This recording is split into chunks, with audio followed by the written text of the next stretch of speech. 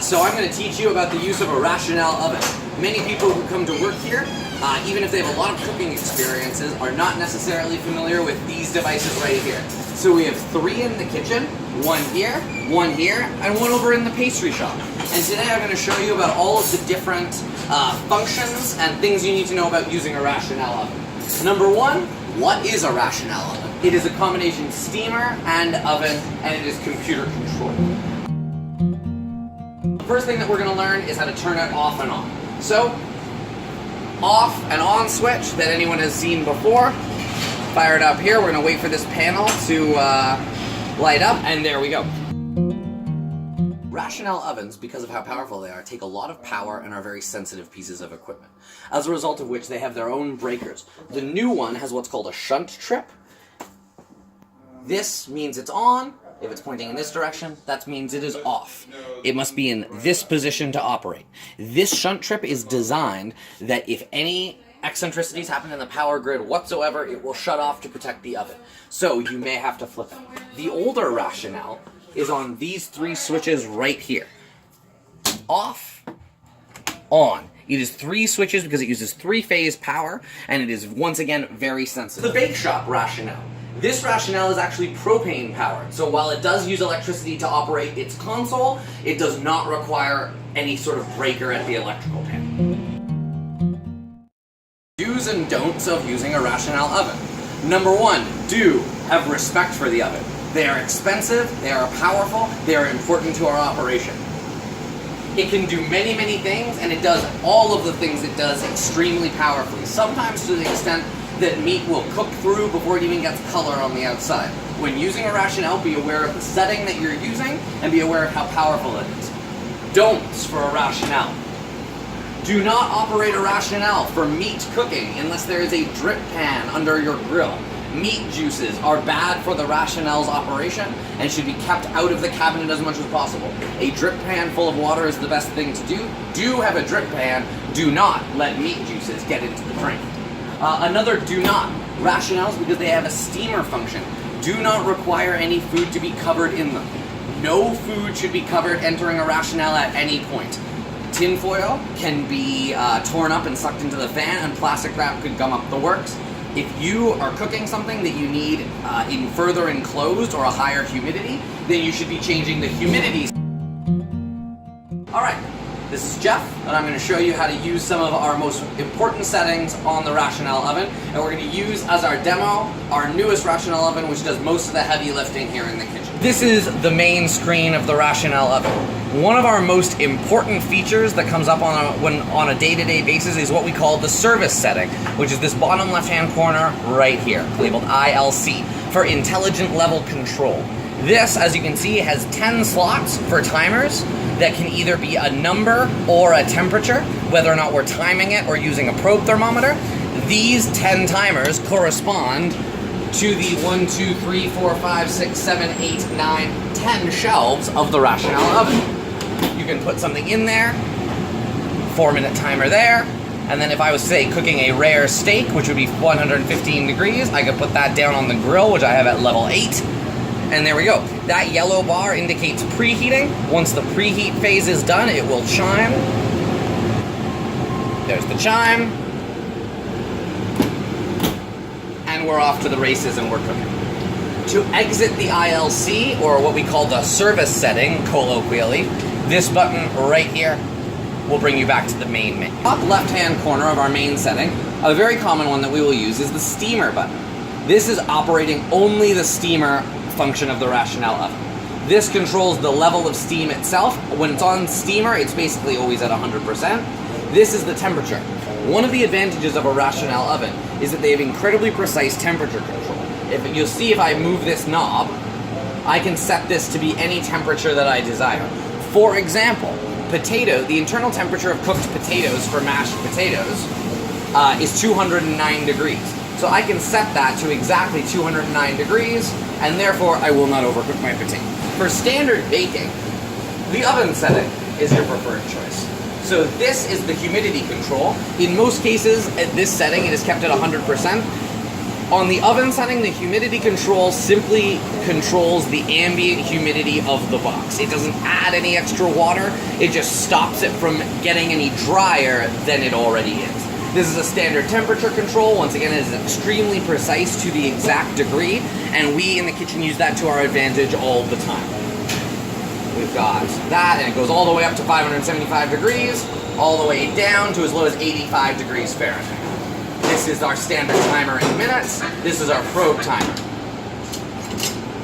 The probe for the Rationale is right there. It is extremely delicate. Do not attempt to use it on anything hard or frozen, or you will bend it. The middle button on the new Rationale is steam oven. This is the steamer function and the oven function being run simultaneously. To operate it on the new Rationale, you hit the center top button right there with the steamer and the red wavy lines. On one of our older models of Rationale, you will hit both the steamer and the oven button simultaneously. Steam oven has probably the most delicate of controls out of the three basic settings that we're looking at, because this humidity control controls the full operation of the steamer inside the cabinet. So 100% that is a full power steamer, 0, no steam at all, and anywhere in between. The steam oven is incredibly useful for us having specific control over how fast things cook, how humid things cook, and reheating things. So, once again, our temperature control is standard, goes from 575 to 85, our humidity control from 100 to 0. Some examples of things that we use the steam oven for is that if you have a 100% steamer and a 350 degree oven, we have affectionately referred to this as the turbo roast setting. This is very useful for things like hard vegetables, your beets, your carrots, that you're trying to roast until they're extremely soft and then puree. That will make that happen as quickly as possible. Another very, very popular one. 50% humidity and 200 degrees is an excellent, gentle setting for rechauffing most foods. If you have any questions about the exact settings, ask someone else in the kitchen. We all have a lot of practice. This is a good place to start. Rationale ovens are pretty magical at dealing with baked goods, and at this particular setting right here, at 60% humidity and 320 degrees Fahrenheit, for about 2 minutes that will refresh most stale baked goods into becoming something fresh and nice, say for perhaps a snack. So now we're going to look at some of the presets for a Rationale oven. One of the presets that we use more than anything else is the overnight roast feature. Elmhurst Resort is a very busy place, and as a result of which we have to roast our beef overnight so as to not occupy the oven while we're busy serving people during the day. To set up an overnight roast, take one of a beautiful Elmhurst stone roast beef grown right here on the property. This is a lovely cross rib weighing about 22 pounds. So I'm not going to unwrap this one because this is just for demo purposes. We're going to liberally season with salt and pepper and set it into a 2-inch hotel pan with a cooling rack in it. Now, many of you watching this video have already made roast beefs before, and you think there's nothing else you could learn about roast beef. I intend to disagree with you right now. So, you'd like to locate which side the fat cap is on. So on this cross rib, we're looking at this is the fat cap. Now, in most cases, when you roast a beef, you roast fat cap up, so the fat melts and bastes the meat as it cooks.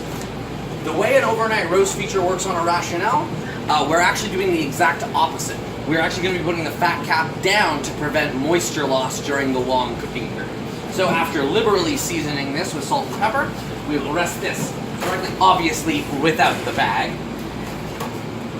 To set an overnight roast, we will go to the beef presets right here. We will go to overnight roasting. We will select a medium sear. We will select 125 degrees for a beautiful medium rare. We will take our now seasoned and not in the bag roast beef, slot it into one of those, probe thermometer right in the middle. The next preset that I'm going to teach you about using today is the serve container function. So our container and plating functions on Rationale are going to be on this button right here. So we're going to press this button.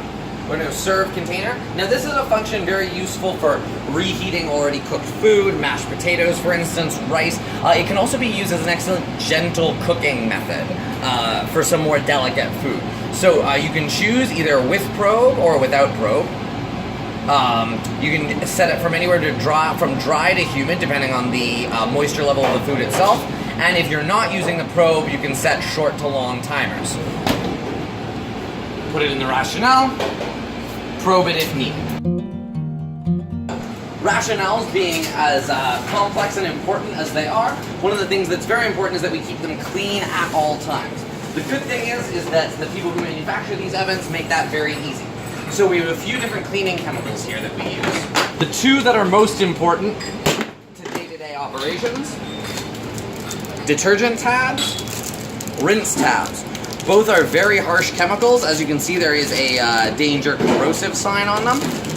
Anytime you're opening any of these packages, you're going to be wanting to wear latex gloves. To run a clean cycle on a rationale, you're going to hit this button right here. This is going to show our maintenance status and our cleanliness. So as you can see, we're probably due for a clean, which is going to happen this evening. We can rinse without tabs, rinse, interim cleaning, light, medium, and strong.